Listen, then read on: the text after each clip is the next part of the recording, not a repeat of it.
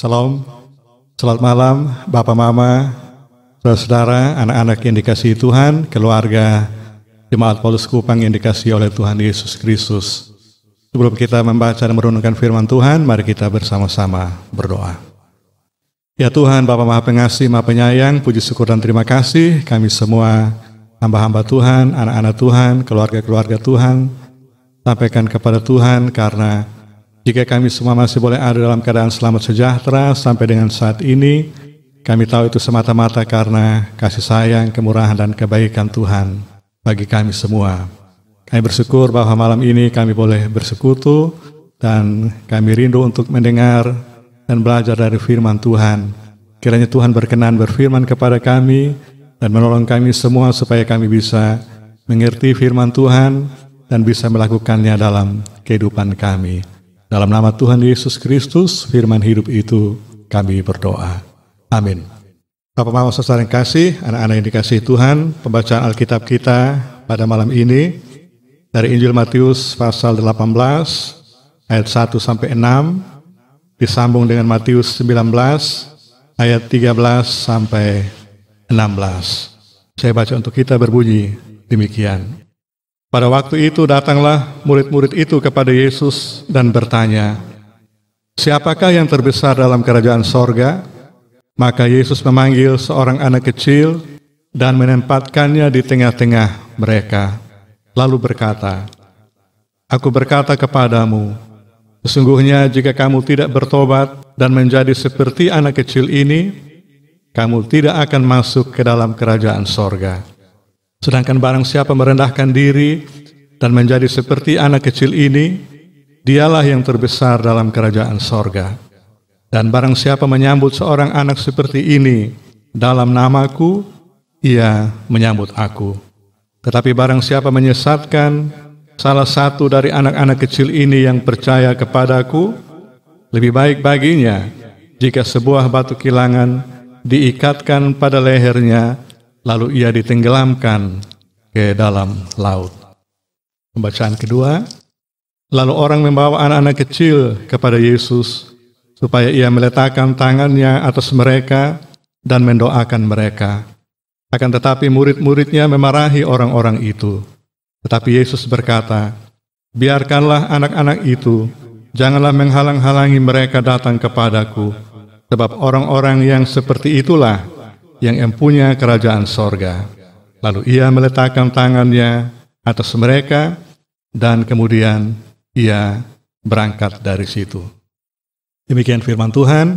Berbahagia kita karena masih bisa mendengar firman Tuhan, tapi lebih berbahagia jika kita mau dan bisa melakukannya dalam kehidupan kita. Bapak Mama, saudara yang kasih, anak-anak yang kekasih, renungan kita malam ini dengan tema anak dan kerajaan sorga. Anak-anak sering direndahkan oleh orang dewasa, bahkan orang tua sendiri sering melalaikan anak-anak yang masih kecil. Hal ini terjadi antara lain karena masyarakat menganggap bahwa anak-anak belum mengerti apa-apa, belum tahu apa-apa, lemah, belum berpengalaman, dan sebagainya. Pola pemikiran seperti ini membuat para orang tua tidak atau kurang memberikan kesempatan dan dorongan untuk hal-hal yang abstrak, yang rohani. Selain itu, banyak orang tua yang kurang memberi perhatian dan membagi waktu untuk anak-anaknya. Bahkan juga, banyak orang tua yang kurang memberikan makanan yang layak. Anak-anak hanya diberi lauk yang sisa dari orang tua yang makan lebih dahulu. Banyak ibu yang melarang anaknya makan dahulu. Anak boleh makan jika sang ayah sudah selesai makan. Di pesta, entah yang namanya pesta perkawinan, ulang tahun, dan sebagainya, orang dewasa selalu diberi kesempatan lebih dahulu untuk mengambil makanan, terutama orang yang terhormat. Sedangkan anak-anak hanya menunggu sang ibu mengambil makanan untuk dia, atau menunggu orang-orang dewasa selesai mengambil makanan. Ya, syukur jika masih ada sisa lauk yang enak. Banyak keluarga yang tidak punya kesempatan bercengkerama. Komunikasi orang tua lama-kelamaan menjadi renggang. Begitu pula antara orang tua dengan anak, sebab masing-masing tenggelam dalam urusannya masing-masing. Lebih dari itu, banyak orang tua yang tidak mau atau yang kurang memperhatikan kehidupan rohani anak-anak. Tidak banyak orang tua yang setia mengingatkan, mendorong, apalagi mengantar anaknya untuk beribadah atau ke sekolah minggu. Bagaimana dengan janji kita kepada Tuhan ketika anak kita bawa untuk dibaptis? Di manakah tanggung jawab kita terhadap anak kita di hadapan Tuhan? Ingat, mereka adalah yang empunya kerajaan sorga. Akankah kita asingkan dia dari kerajaan sorga? Lihatlah para orang tua yang dengan susah payah berusaha membawa anak-anak mereka untuk diberkati oleh Tuhan Yesus. Walaupun mereka harus berjalan beberapa kilometer dan meskipun mereka korban perasaan karena anak-anak mereka diusir oleh murid-murid Tuhan Yesus,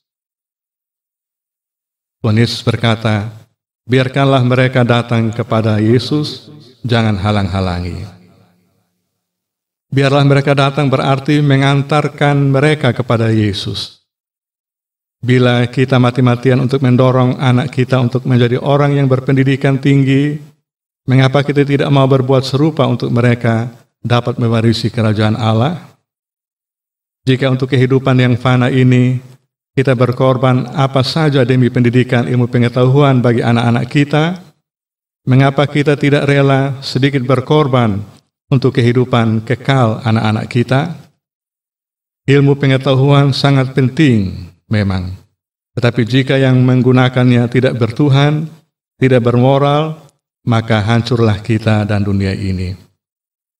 Ilmu pengetahuan bisa menjadi perusak jika disalahgunakan oleh yang berwenang.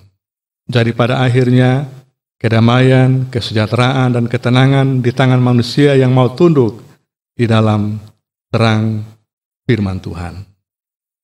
Dalam pembacaan tadi atau kisah tadi, kita dengar bagaimana sikap Tuhan Yesus